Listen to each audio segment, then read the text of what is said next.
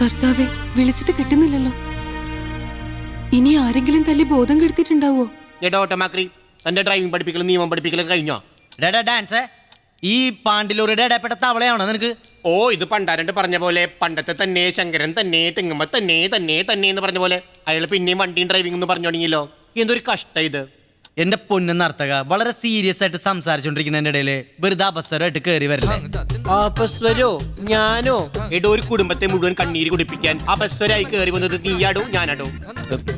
എന്റെ പൊന്നു ചങ്ങായി, കണ്ണീര് കുടിപ്പിക്കാനല്ല, അത് തുടപ്പിക്കാനാണ് ഞാൻ ഈ കിടന്ന് പെടാ പാടുപെടുന്നത്. ഓ പിന്നെ, തന്റെ പെടാപാട് കേട്ടിട്ട് ഞങ്ങൾ കുടിച്ച കണ്ണീര് മുഴുവൻ തുപ്പിക്കളയാൻ പോലെ. അങ്ങനെ പറഞ്ഞു കൊടുക്കടാ സുധ. അതെന്നെ ചെയ്യണേ.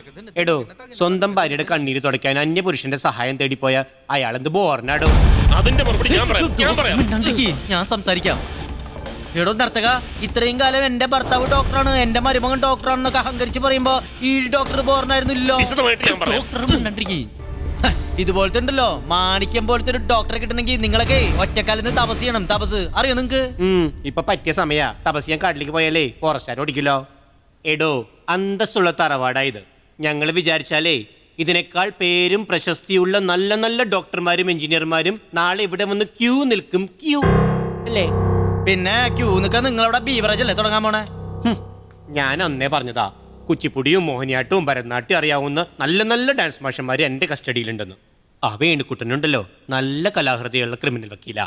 അതൊന്നും പറ്റാഞ്ഞിട്ടല്ലേ ഈ ഡോക്ടർ തേടി പോയത്. അനുഭവിച്ചോ? ആവൂ, നിങ്ങളങ്ങനെ കഷ്ടപ്പെട്ട് അനുഭവിക്കൊന്നും വേണ്ട. നിങ്ങൾ എന്നിട്ടാ പറഞ്ഞേ, നിങ്ങൾ വിളിച്ച ആളുകൾ ക്യൂ ആയിട്ട് നിൽക്കുന്നല്ലേ? എന്നാ പിന്നെ ആളുകൾ ക്യൂ ആയിട്ട് നിർത്ത്, എന്നിട്ട് പറ്റിയ ആളെ കൊണ്ട് മോളെ കെട്ടിക്ക്. അതൊന്ന് കാണണല്ലോ. അത് ശരി, ഞങ്ങളിത് പറയാൻ കാത്തു നിൽക്കായിരുന്നില്ലേ? അമ്മായി ഇപ്പൊ എന്തായി? നടത്തുവിടോ, നല്ല അന്തസ്സായിട്ട് കല്യാണം നടത്തും. പാണ്ടിമേളവും പഞ്ചാരിമേളവും കഥകളിയും ഒക്കെ കളിച്ച് നിങ്ങളുടെ വീടിന്റെ മുമ്പിലൂടെ ഈ ചേച്ചിയുടെ കല്യാണ ഘോഷയാത്ര പോവുകയും ചെയ്യും അല്ലേ? ആവൂ, പോവുകയും ചെയ്യും. ഡാൻസേ, എന്നാ കേട്ടോ, ആ കല്യാണ ഘോഷയാത്ര കാണാൻ എന്റെ ഡോക്ടറും ഡോക്ടറെ പുതിയ ഭാര്യയും ഗേറ്റുമ്പോ തന്നെ ഉണ്ടാവും. അപ്പൊ ഞാനും ഉണ്ടാവും. എന്നാ ശരിടോ, കല്യാണത്തിന് കാണാടോ. ആ ആയിക്കോട്ടെ, നമുക്ക് കല്യാണത്തിന് കാണാം. എന്താ എന്താ പറഞ്ഞത്? എന്താ പറഞ്ഞത്? അപ്പൊ പറഞ്ഞത് കേട്ടില്ലേ? കല്യാണത്തിന് കാണാന്ന്. എന്നിട്ട് വിചാരിച്ചേ നമ്മുടെ അടുത്താ തൃശ്ശൂർ പൂരം കണ്ട് ശീലിച്ചോൻ്റെ അടുത്താ ഓലപ്പടക്കായിട്ട് വരണേ.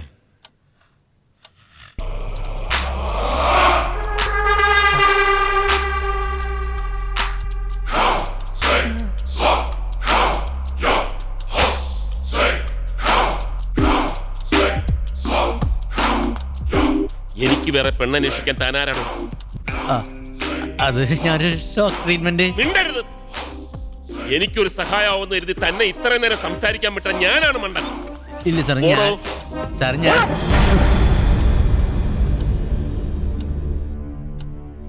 ഈശ്വര, ഇത് ഊരാനും കിട്ടണില്ലല്ലോ. കടും കിട്ടായ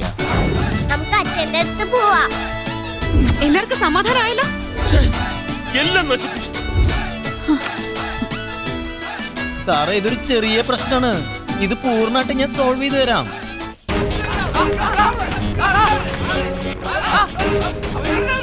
എന്തിന്റെ പ്രശ്നം? മൊബൈൽ തന്നെ ഒരു മസാല ദോശ കഴിക്കാൻ ഹോട്ടൽ കയറില്ല. എന്റെ ഭാര്യ ടോയ്ലറ്റ് ചെന്നപ്പോ ഒളി ക്യാമറ. ഇപ്പൊ എന്റെ ഭാര്യ മാനാ തെണ്ടിയുടെ ഫോണിലാ. അയ്യോ, തല്ലിക്കൊല്ലടാ തെണ്ടിയെ. അതെ, നേരത്തെ പറഞ്ഞ ആ സാമൂഹിക പ്രതിബദ്ധത അങ്ങനെ വല്ലതും ഇപ്പോഴും ഉണ്ടെങ്കിൽ ചെല്ല്. എന്നിട്ട് ആ സ്ത്രീയെ അപമാനിച്ച മൊബൈൽ തെണ്ടിയുടെ കർണക്കുറ്റിക്കിട്ടൊന്ന് പൊട്ടിക്ക്. അതിനൊരു അന്തസ്സുണ്ട്. ഇത് ചുമ്മാ കുടുംബം കളിക്കാൻ വേണ്ടിട്ട്. അന്നമ്മ, നീ എന്നൊന്നും മനസ്സിലാക്കടി. എന്താ കുറ്റബോധം തോന്നുന്നുണ്ടോ? സൂക്ഷിച്ചിരിക്കേ അന്നമ്മോ. നീ ഒരു വക്കീൽ കുമസ്തലടി. കുടുംബ കോടതിയിൽ വരുന്ന ഒരുപാട് സ്ത്രീകളുമായിട്ട് നിനക്ക് സംസാരിച്ച് നല്ല പരിചയം ഉണ്ടാവുമല്ലോ. നീ ആ ലൈനിലൊന്ന് പിടിക്കേ. ചേട്ടൻ, ഒരു പാലും വെള്ളം. നിനക്കാണ്. ട്രെയിൻ വരാൻ ഇനിയും സമയമുണ്ടല്ലോ. നിങ്ങൾ സ്ത്രീകൾ തമ്മിൽ സംസാരിക്കുമ്പോഴേക്കും കാര്യങ്ങൾക്കൊക്കെ ഒരു മയം വന്നാലോടിയേ. ഇതെങ്ങനെയെങ്കിലും ഒന്ന് സോൾവ് ചെയ്ത് താടിയേ.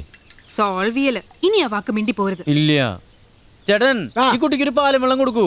എടുത്തു.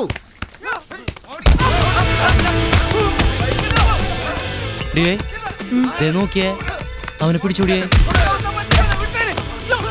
എവനെയൊക്കെ കൊന്നുകളയാ വേണം.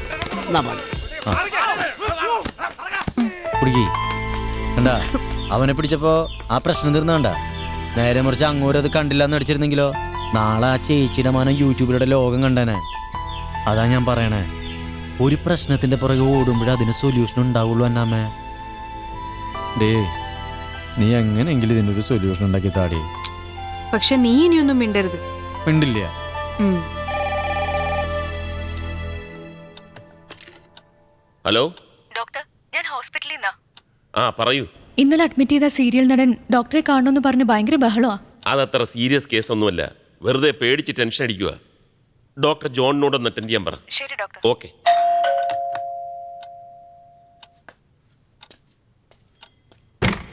സാർ നമസ്കാരം. ദാമ്പത്യ ജീവിതത്തിൽ ഉടലെടുക്കുന്ന പ്രശ്നങ്ങളെ അതിവിദഗ്ധമായി നേരിടുന്നത് എങ്ങനെ എന്ന് നമ്മളെ പഠിപ്പിക്കുന്ന വർണ്ണചിത്രങ്ങളോടും. സാർ, ഓരോ വീട്ടിലും വാങ്ങി സൂക്ഷിക്കേണ്ട പുസ്തകമാണ് സാർ. ഓടോ. സോറി. ഞാൻ പോവാ. ഓരോരുത്തരുടെയും വാക്കുകെട്ട് നിന്നിട്ട് എന്റെ മനസ്സ് പോലും അറിയാത്ത കാര്യങ്ങളാ നിങ്ങളൊക്കെ കൂടി അങ്ങ് തീരുമാനിച്ചത്. ഇതിനൊക്കെ നിന്ന് എന്നെ പറഞ്ഞാ മതി. നിന്റെ ഭർത്താവിന്റെ പ്രശ്നങ്ങൾ നീ തന്നെയല്ലേ ഇവിടെ വന്ന് പറഞ്ഞത്? എന്നിട്ട് ഇപ്പൊ അതൊക്കെ കേട്ട് നിന്ന് ഞങ്ങളായി കുറ്റക്കാര്. വേണ്ട, ഇനി ആരോ കുറ്റം ചുമക്കണ്ട. ഒരു സമാധാനത്തിന് വേണ്ടിയാ ഞാൻ ഈ വീട്ടിലോട്ട് ഓടി വന്നത്. ഇപ്പൊ എല്ലാവരും കൂടി എന്റെ ഉള്ള സമാധാനം കളഞ്ഞു.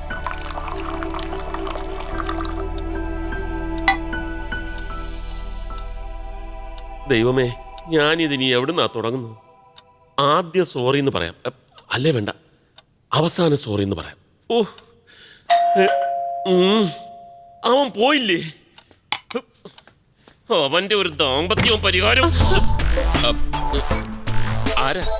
ഞാൻ അന്ന, ആര്? അഡ്വക്കേറ്റ് റോയ് തോമസിന്റെ ഓഫീസ് സ്റ്റാഫാ.